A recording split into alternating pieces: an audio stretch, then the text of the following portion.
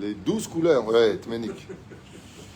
Boker Tov, Shabbat Shalom, Chodesh Tov, et Yom Tov Israël, Be'ezrat Hashem, Sameach, et Kulanu, Be'ezrat Hashem, Idbarach. Alors, ce matin, nous avons un shiur acheté par notre ami Shimon Pachter.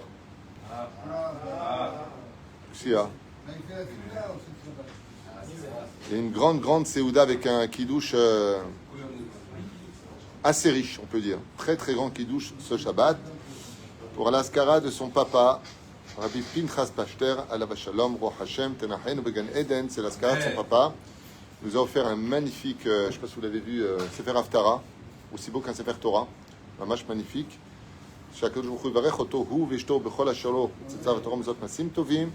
Et que le mérite du Rav Pachter, alors on dit en général les Ilou Nishmat, mais c'est comme une Iloula, parce que le Rav Pachter était un géant en Torah, et Bezrat Hashem, qu'on ait le mérite de sa prière dans le ciel pour nous tous, pour une Géoula Shlema, Bezrat Hashem pour lui et sa famille, et Kol Am Israël. On pensera bien sûr à tous nos Khatoufim, nos otages, Kol Chayalenu, Kol Am Israël, Ptsuim, Becholim, Bechan El Zeh Derech, Yeshuot Venechamot, Ahava Ve'arva, Shalom Ve'reut, et la protection, bien sûr, chez le Kol Chayalin.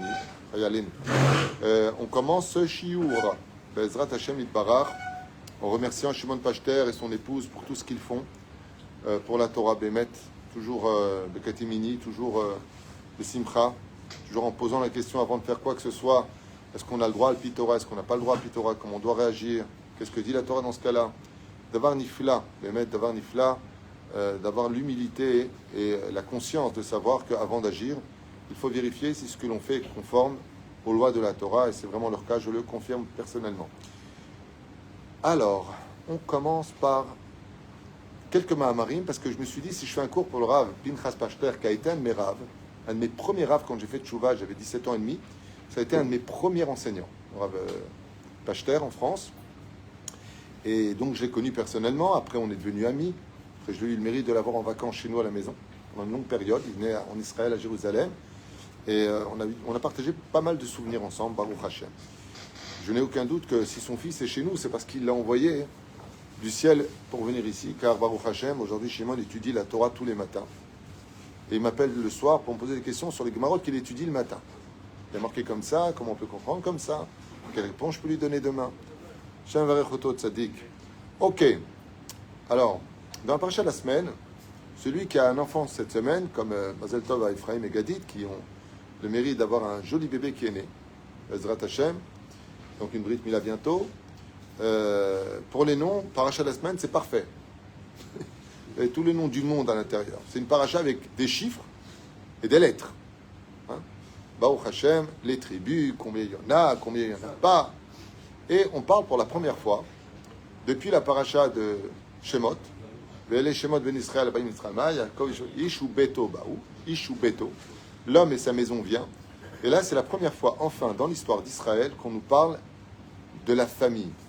C'est la première fois qu'on nous parle de l'importance de la famille, les mishpechotam, mishpacha, les familles, les vet avotam. De là, on comprendra l'importance de l'homme et de la femme, et franchement, de l'inégalité entre l'homme et la femme. C'est toujours la femme qui est au-dessus de l'homme dans la Torah. C'est toujours elle. Même à la synagogue, ils l'ont mis en haut, pour vous dire à quel point. D'accord ? Puisque la femme est considérée comme étant le ministre de l'extérieur, donc le ministre des Affaires étrangères, et l'homme est considéré comme étant le ministre de l'intérieur. Vous savez ? Pourquoi ?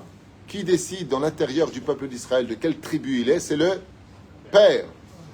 Et qui décide l'enfant s'il est juif vis-à-vis des nations du monde ou pas ? C'est la mère. Donc, ministre des Affaires étrangères vis-à-vis de l'étranger.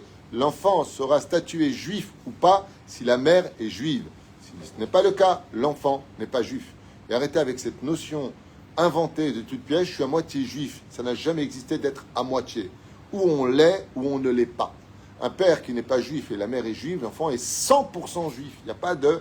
Il est moitié-moitié. En davar kazé. Et si le père est juif et que la mère ne l'est pas, il est 100% non juif. Alors ça peut aider. Et alors ? La mère est juive et il n'a pas fait la circoncision. Ils sont pas dans C'est un juif incirconcis. C'est un juif. Incirconcis. Si sa mère est juive et qu'il n'a pas fait la circoncision, ça fait de lui un juif incirconcis. Et donc il faudra qu'il coupe plus tard. Et pourquoi c'est comme ça, hein? Et qu'est-ce que ça viendra nous faire? Alors vous allez me dire, une fois de plus, ouais, enfin bon, tu dis ça, mais un homme, il a le droit de se marier jusqu'à 4 femmes. On a le droit d'avoir 4 femmes à Aaron. Ça veut dire 4 belles-mères. Ah ouais? Ouais. Le pauvre. Et 4 belles-mères. Il faut réfléchir avant de se marier. Ou freine, résultat, un homme, il a le droit. Et une femme qui trompe son mari, le guette immédiatement. Il ne faut pas qu'il reste avec, si vraiment, bien sûr, toutes les preuves sont là et que. Vadaï, chez est sourd de rester avec elle, son mazal est brisé, il n'a plus de rapport avec Dieu tant qu'il reste avec cette femme.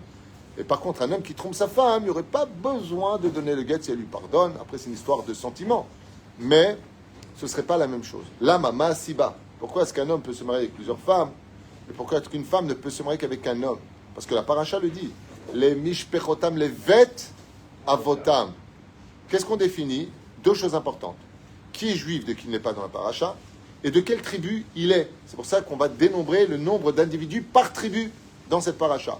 Ce qui fait que si une femme a épousé 2 hommes, une tribu de Yehuda et la tribu d'Issachar, elle est mariée avec 2 hommes. Maintenant, elle tombe enceinte de qui? Cet enfant, il est digne d'être roi ou il va à la yeshiva étudier comme Issachar? On le met où cet enfant? Est-ce qu'il est le fils de Zevouloun qui doit aller travailler au-delà des mers pour nourrir les Bachouri Yeshivot? Quel est son statut? Chaque tribu a un statut, a un rôle à jouer dans les 12 tribus. Donc, étant donné que le nom de famille, d'ailleurs, c'est de là que vient la notion de la femme qui prend le nom de famille du mari.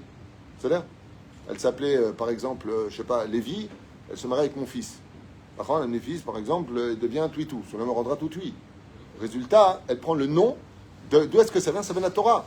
Parce que l'enfant prend le nom de la tribu. Donc, il faut que la femme sache parfaitement de qui vient cet enfant, et si elle est mariée avec 2 hommes, ce serait un problème. Et la reine Paslou. La reine Paslou, c'était la suite, je ne m'avais pas interrompu. Paslou Klal, une femme pour un homme. Par ça, il y a autre chose, c'est que la femme était faite selon la volonté de Dieu. Elle représente le pont de jonction entre l'homme et son créateur. C'est-à-dire, et pour cela, la femme a été créée car il n'était pas bon que l'homme soit seul. Donc elle est Ezer Kenegdo. Le mot Ezer, c'est écrit comment Ezer en hébreu? Aïn, Zaïn, Resh. C'est l'aide du mot Zera, qui veut dire semence. Car la femme doit ensemencer Ezer, au singulier, pas au pluriel. La reine qu'un seul mari. Il y a un remès qui est fait là-bas. Ezer, Kenegdo, lo Kenegdam. La reine, un seul mari, même si c'était 2 de la même tribu. On va commencer le cours maintenant. Qu'est-ce qu'il y a? Oui, enfin tu me diras. Non, il y avait le serpent. Ah, persifleur. Hein? Elle est allée. En plus, elle a déliré. Zach, première femme, premier délire. Ça commence bien. L'importance de la famille, les mishpechotam, les vet avotam, c'est la première règle qu'on enseigne. La concrétisation de la famille juive est très compliquée. Les mariages ne sont pas tous permis. Il y a des mariages qui sont permis, il y a des mariages qui sont interdits. Il y a des mariages qui peuvent s'annuler, comme Mikar Taout. C'est un sujet qui est très peu connu du Tzibour, mais Mikar Taout, c'est quand on m'a caché des choses. Par exemple, tu te maries avec une femme, hein, c'est mieux dans l'occurrence, et tu apprends, alors qu'elle t'a dit qu'elle n'a jamais connu d'homme, que oui, elle en a connu, même pas 1, pas 2, pas 3. Dans ce cas-là, tu as le droit immédiatement à l'obédine de lui donner le guet. Je connais quelqu'un qui l'a fait le lendemain du mariage. Se marier, il n'y avait pas de bétoulim, elle lui a affirmé qu'elle était vierge, elle ne l'était pas, elle lui a voulu le lendemain, je ne voulais pas te perdre. La personne lui a dit, excuse-moi, si ça commence comme ça, tu me mens avant le mariage, ça ne peut pas continuer, puisque le mariage, c'est confiance, complicité et amour. Alors, déjà, la confiance, elle s'est effondrée, il n'y a pas de suite. Et c'est pareil pour une personne qui épouse il a une pathologie, il lui a caché, ça s'appelle Mikar Taout. C'est-à-dire, où toute chose, par exemple, il a dit, t'es chassim, est-ce que Bezrat Hashem, t'as toujours été honnête, t'as pas ceci, t'as pas cela. Tout ça dans les shiluchim, pour créer une famille, il faut vraiment bien se renseigner. Est-ce que cette personne a fait de la prison? Est-ce que c'est un ancien drogué, pas drogué? J'ai eu des cas là de Shlambaït où la personne avait arrêté la drogue et puis après le mariage, il a repris la drogue. Elle se retrouve avec un drogué à la maison, donc on va pas l'accuser lui. Lui, il a son addiction. D'accord, mais la femme, elle n'a pas à subir un mec qui dépense tout son oseille là-dedans. Ou pire encore, qui va être le père de ses enfants? Donc voilà, tout ça, c'est ce qu'on appelle des notions de Mikar Taout. Deuxième cas, qui est la femme que tu épouses? Qui est la femme que tu épouses et qui est l'homme que tu épouses? Péroucha d'avar que dans la Torah, il y a des mariages qui sont strictement interdits. Une juive qui a couché avec un goy, en aucun cas ne peut se marier avec un Kohen. Elle ne peut pas se marier avec lui. Ça, c'est pas moi qui l'enseigne, c'est la Torah elle-même. C'est marqué dans la Torah elle-même. C'est-à-dire, Une convertie ne peut pas se marier avec un Kohen. C'est-à-dire, une veuve, oui. Elle peut se marier avec un Kohen. Mais une veuve avec un Kohen Gadol, elle ne peut pas. Non. C'est-à-dire que vous voyez qu'il y a des degrés. Un juif ne peut pas se marier avec une femme duquel il a divorcé, qui s'est remarié, qui a redivorcé, qui veut revenir vers lui. Gamze Assour.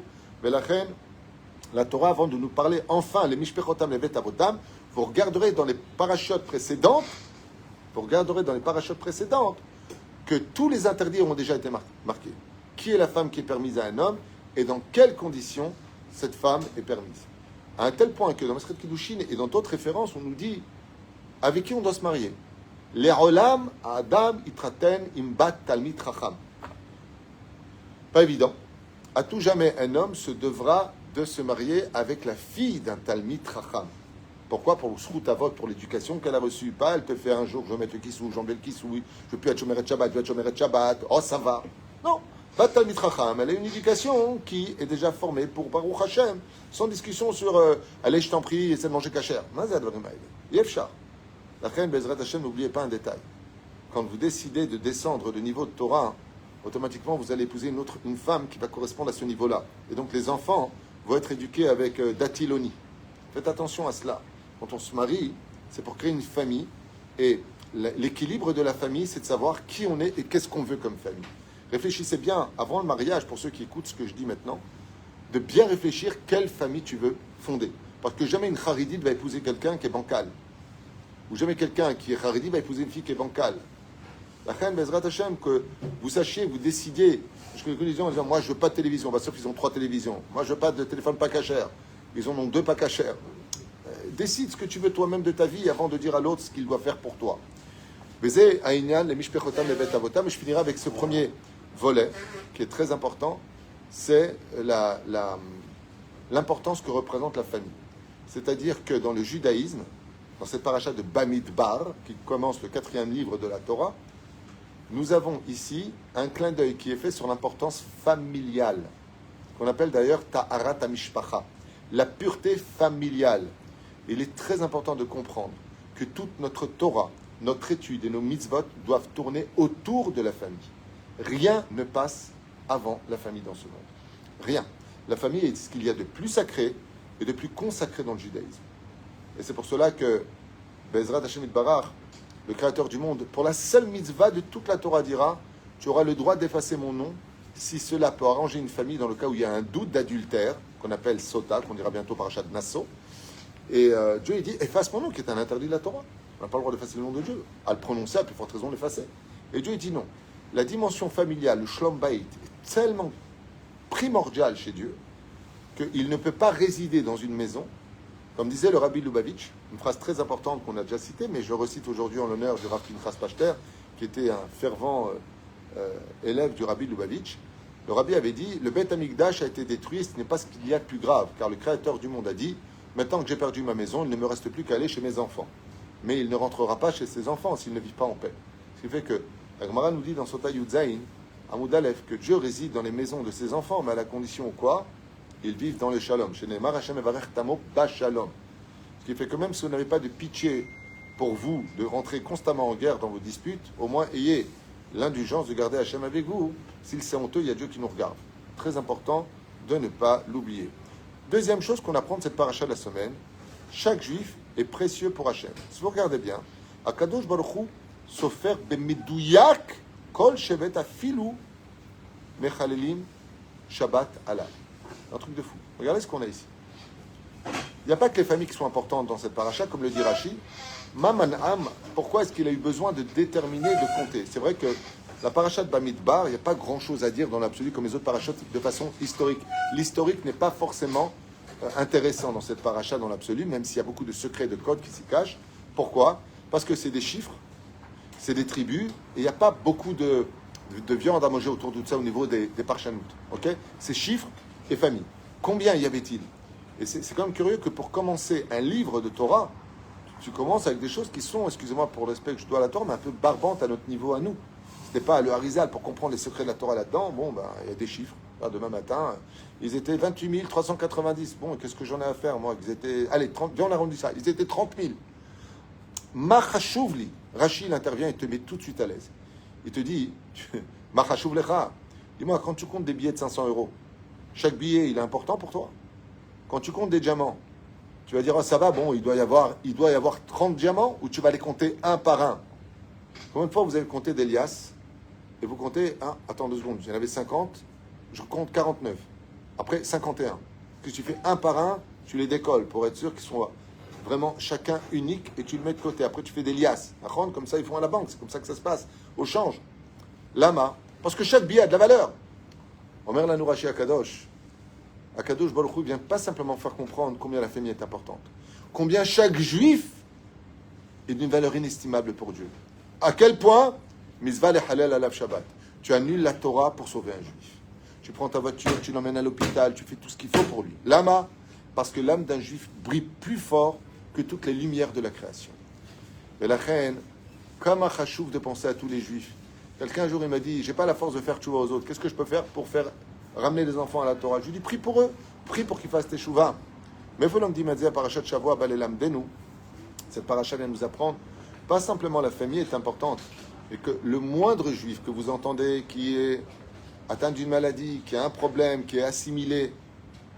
Fois Maran Aravadia Yosef Zatzal étudie la Torah non-stop. Vous savez, Aravadia, c'est 24, 24, 24, 24. On est venu devant, on lui a dit, Rav, on a entendu qu'il y a quelqu'un qui veut sortir son fils du Talmud Torah.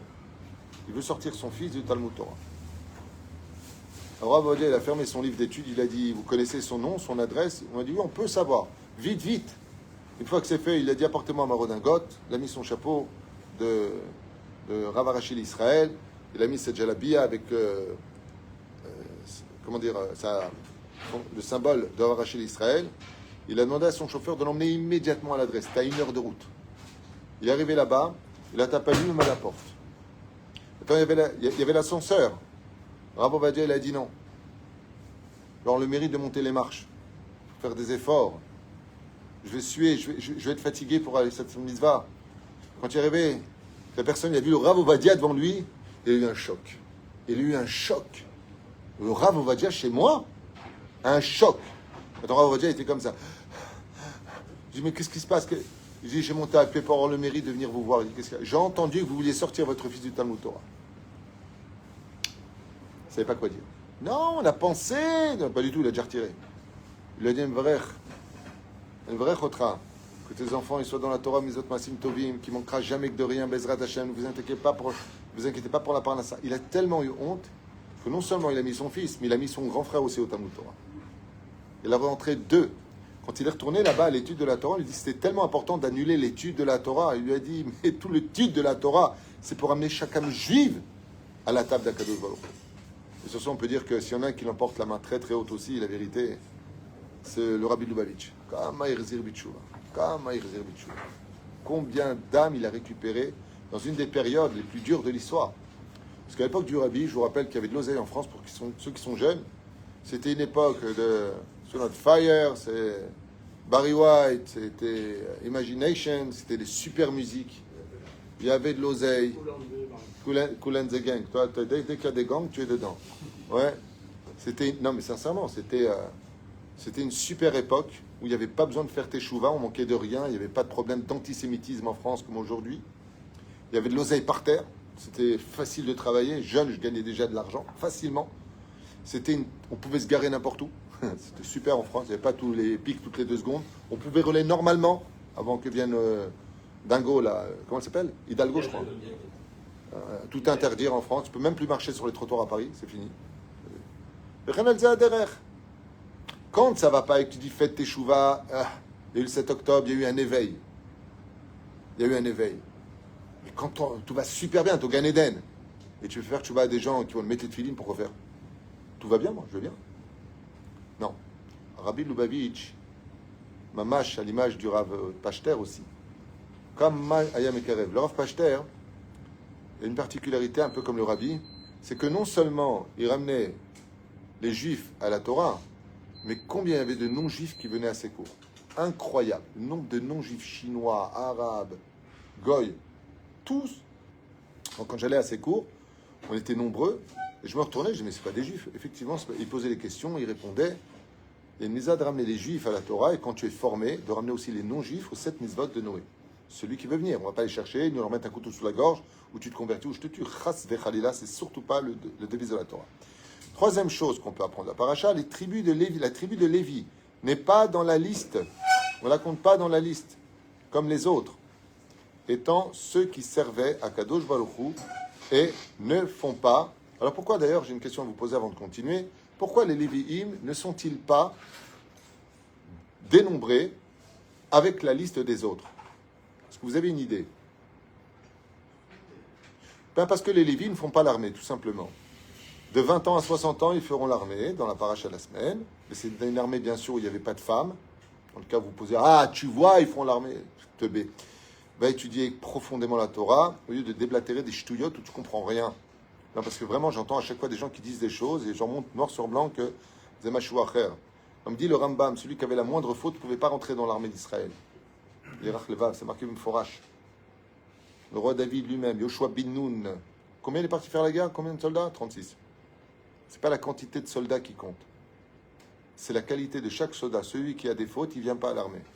Les Lévi'im sont quittes de l'armée. C'est pour ça qu'ils ne sont pas dans le dénombrement. À chaque fois, il est marqué de 20 ans à 60 ans, Batsava dans l'armée. Ouais. Étant donné que les Lévi'im ne font pas l'armée, on ne les dénombre pas. Une fois qu'on a fini avec les 11 tribus, on parle de la tribu de Lévi. Et elle est consacrée pour Dieu. Elle n'a pas d'héritage sur la terre d'Eretz Israël. Elle est consacrée pour Hachem. C'est celui qui étudie la Torah, comme le Rav Pachter, comme le Rabbi de Lubavitch, qui étaient, Baruch Hashem, eux, un peu différents. Et je voudrais dire de quoi je parle. Il y a ceux qui étudient la Torah dans les kolélim du matin au soir. Il y a ceux qui sont dans la rue en train de se battre pour la parnassa, pour la vie de tous les jours. Les Lubavitch et les Chassidim, de façon générale, ils sont partout. Ils sont et Lévi'im et Zevulun.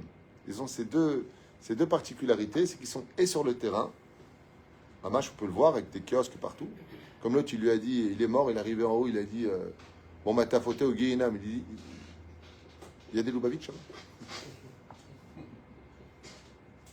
Comment on appelle ça la MDA? Il y a un stand Lubavitch là-bas. Le Pérouche là-bas. Non, mais c'est vrai que tu vas à n'importe quel bled de la terre, même dans des endroits où tu dis, il n'y a même pas d'animaux là-bas, tu as un truc, t'as mis tes filines, d'où tu sors, toi. Ils sont assez spéciaux.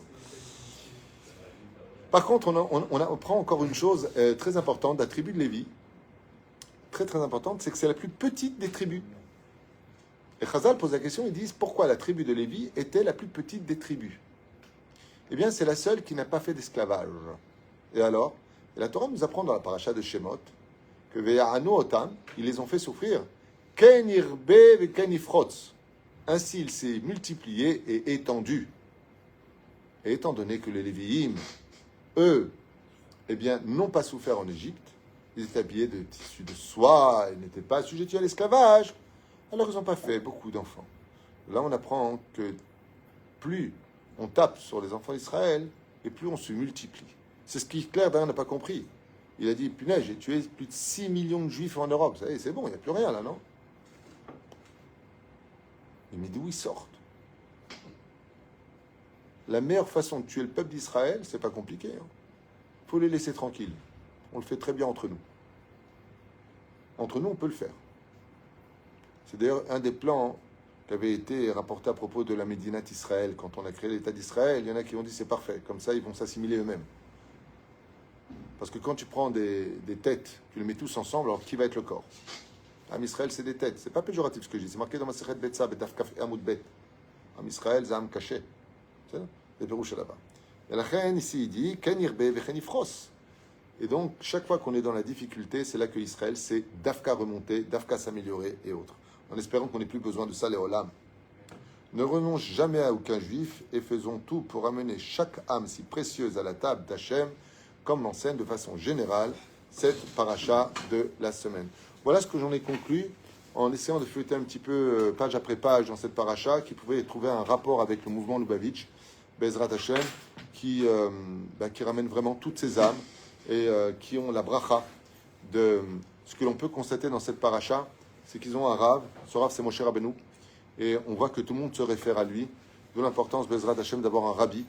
Et si on peut dire que ce mouvement si extraordinaire, pas survit, il vit. En général, quand un Rav il décède, après son parti ou son mouvement, il survit. C'est plus de tête. Mais on voit que, étant donné qu'il perpétue le respect de la parole du rabbi, étant donné qu'il, pas comme nous les Sfaradim. Pourquoi on a beaucoup de mal, nous les Sfaradim? On est complètement divisés. Tu prends 3 Marocains, par exemple, ils ont chacun leur rab. Celui-là, c'est Rav Abou Hatzera, lui, c'est Rav Pinto, lui, c'est Rav Bouzagou. Là-bas, eux, ils ont un seul rab. Une tête sur un corps, c'est une bracha. Et quand le corps obéit à la tête, c'est une bénédiction pour toutes les générations. Les Ebidiou Kainian, chez la paracha Azot, que je trouve en rapport avec Rabbi Pinchas Pachter Alav Shalom, qui était un homme de Torah, un homme d'une connaissance impressionnante. Moi, j'ai des cours de lui dont je me souviens. C'est un des premiers cours qu'il avait fait d'ailleurs sur un tableau. C'est d'expliquer que toutes les langues, les 70 langues, en réalité prennent la racine de l'hébreu. Nous ne parlait que le français encore. Hein. Il nous disait comme ça, donnez-moi un mot en français. Il nous sortait la racine. Bon, à l'époque, on ne parlait pas non plus l'hébreu, donc il aurait pu nous arnaquer, mais plus tard, quand j'ai commencé à apprendre l'hébreu, je me suis rappelé de quelques mots qu'il avait dit. Effectivement, c'était vraiment la même racine. Donc, ce n'était pas de l'arnaque, vous inquiétez pas. Et Bezrat Hashem, que cette Torah universelle, le Rav Pachter faisait partie des rares rabbanim que tu pouvais asseoir avec des scientifiques, des historiens, des archéologues, qui tu veux. Il était capable de s'asseoir à la table de n'importe quel savant dans n'importe quelle matière. Tu apportais un astrophysicien, il lui répondait parfaitement sur le domaine de l'espace et de ce qui se passe, et des vitesses de lumière incroyables, incroyables. Il avait un livre sur lequel il était particulièrement attaché, c'était Rabbi Levi Yitzhak. C'était 4 tomes que j'avais acheté moi-même, et une grande partie de ses enseignements venaient de ce livre-là. Je crois que c'était le père du Rabbi. Rabbi Levi Yitzhak, c'était, je crois, le père du Rabbi. C'est 4 tomes comme ça. Et le Rav Pachter prenait beaucoup en référence ce livre. En tout cas, chaque fois que je le voyais étudier, c'était ce livre qu'il avait dans les mains. Hormis le fait qu'il jonglait entre le Talmud, les Mishnayot, la Halachot. C'est quelqu'un d'assez impressionnant, même si on n'avait pas les mêmes horaires de prière aussi. Moi, j'ai toujours raconté cette anecdote il était méchiriste. Alors lui, par contre, c'était un méchiriste à la race. C'est-à-dire que moi, quand je le voyais, je lui dis, au fait, je vais te dire, le Rabbi, c'est pas le Mashiach. Arrête. Arrête. T'es pas terrible de détail. Arrête, il me disait. Si, c'est lui. Viens, je vais te le prouver. Viens, ça sert à rien. C'est pas lui, c'est moi. Je rends des chefs comme ça. Baruch Hashem. En tout cas, on s'aimait beaucoup. Et hier, son fils était sur sa tombe, qui repose en paix dans le ciel et qui prie pour que Bezrat Hashem, ça fait qu'il est dans la yeshiva du Rabbi. Hein. Vous savez, quand vous avez un rave, quand vous partez de ce monde, vous allez dans sa yeshiva à lui. Et la lumière là-bas, elle est intense. Les mishpechotam, les vet avotam, que son fils ait le mérite de créer une belle famille, Bezrat Hashem, une belle descendance. Mizvot umasim tovim bemisirut nefesh kedukmat aviv, qui a existé jusqu'à son dernier souffle pour toutes les personnes qu'il a rencontrées sur son chemin. Voilà, c'était un cours pour le Rav Pinchas Pachter, acheté par son fils et sa belle-fille, Bezrat Hashem, chez Niskel Ishod Venechamot, et qu'on aille sur ce même chemin, de créer une belle famille, dans le shalom, dans la joie, dans la Mesirut Nefesh, et de ramener chaque âme à la table de Papa, Sheba Shamayim. Kol Tuv et Shabbat Shalom Chodesh.